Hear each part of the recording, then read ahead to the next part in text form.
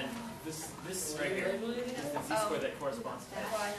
So then we're going to plug that into our CDF. Okay, see if you can write me a sentence using the concept about this idea that we're going to reject it. Not if you'd like. Then choose only divided by 300 divided by instead of minus. Yeah. I got this.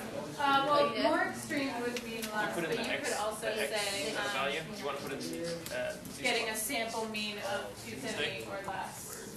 You don't have to use the word extreme. We still have to get 164. That seems a bit off.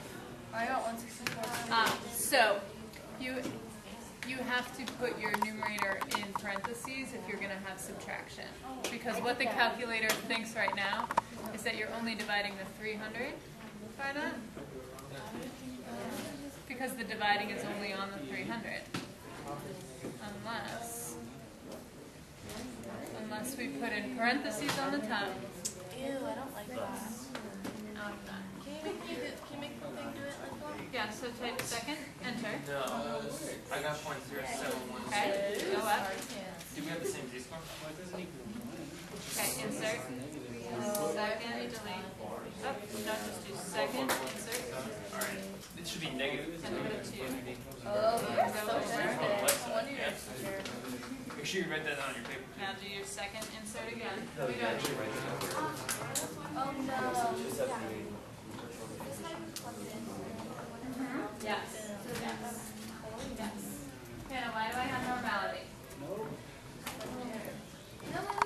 Okay, that's why we get all on the board for you. You need a reminder. So I knew it had to be negative. We're good? Because 270 minus 300. What? Because what's your it Okay, here? negative. Your p-value? Yeah. Oh, wait, You're going no. less than, right? So Yeah, that took so long. if you're going less than, if we're going less than, I like the picture because we're going to negative infinity. No, because it's like negative infinity. Because it's negative, or no, we do it. And you don't use that E. But we do. Okay. Second bar. Okay. The normal CDF. So since it's going less than, it's starting at negative infinity. And use this E to second the 99, comma, then your z-score. So we're going to shade less than. So Yeah, we'll do because normal it's going CDF, negative bar infinity black. to the z-square that we got. Which is 6. Perfect. That's all. Yeah, we put negative sign on the first. Sorry, I didn't. Negative 1. Did you get that? You get that? Oh yeah, second comma. So next we need to 99. determine if Right? P, which is the probability we just got here, is less than or equal to 0.1, then the data is statistically significant to reject H. So why don't you guys line it up kind of like that? You guys see that? You got your P value here. Got You 0, less than or like equal to right. 0.1. So write that out. What did you get, Gina? Okay. I'd like you to wrap up your discussion here in the next 30 seconds. So, is that true? Think about it. Good. I mean, just look at that equation and say, is that true? Okay. That's small. So we'll do the sentence here together to make sure everyone has a sentence. What I've done right now is I've copied from every single group had the right H0 and HA. Okay? I just want to go through the conditions here. Do we have an SRS? Go ahead, Joe. Do we have an SRS? It's not directly stated. Right. Oh wait, that's fine. We don't have an SRS. And as we have talked about, we can still do the math. It might upset us, and it should upset us. Yeah. It makes me feel uncomfortable. Okay. Ruins my day. So if I don't have an SRS, it doesn't affect the math. It just affects how believable your statement will be at the end. If you have an SRS, people are going to trust you. Do I have normality here? Yeah. Brooke, why do I have normality? Because n is bigger than 32. N is bigger than 30. Thank you. Do I have independence? Do I have independence as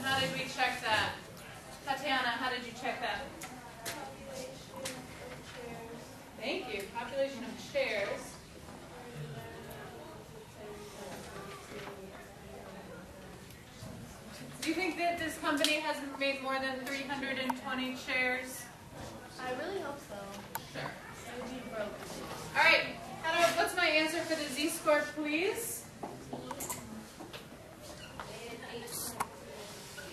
2967. This might be a good spot. Yes? Did you guys get -8? Yeah. This might be a good spot to sketch your normal curves. This is a less than problem. -8 is way down here on the z-scores. And it's a less than problem. Elliot, are you okay? We did it backwards. We flipped the 378. Oh. We did a lot of math. This is x bar. This is the mean of x bar. Score. P-value, please. P-value, my dear? 0. 0. Oh, so when we do the Normal CDF is how you get your p-value. This is going from -infinity to this number. Lovely. So,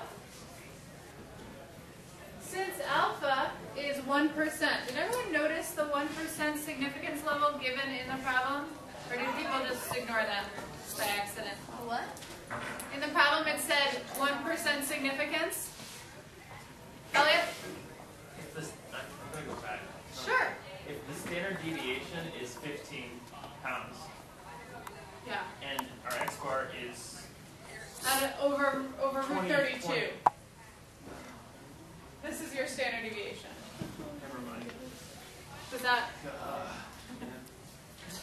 Since alpha is 1%, do we reject or not H naught? Yes. Maybe we should change the thing up on the board because it doesn't even have divided by square root of n. Well, it does say sampling standard I don't know, deviation. Okay, so I'll write what it is when it's means, if you would like. What I decided to write, what you guys wrote up here from yesterday, Yeah. is what it would be even if it were proportions. Okay, but that's fine. Did you reject H naught or yes? Reject H naught or not? That's hard to say. Reject H naught? Do not reject H naught.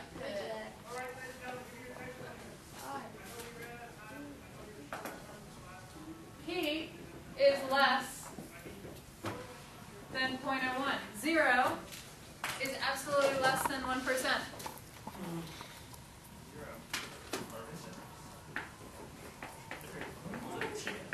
If the true mean strength really is 300 pounds, if their claim was correct, if the true mean strength really is 300 pounds, the chance that we would get a sample mean of 278 pounds or less, thank you, is 0% or 0. What we just found, and I would like everyone to write down everything I just put on the board.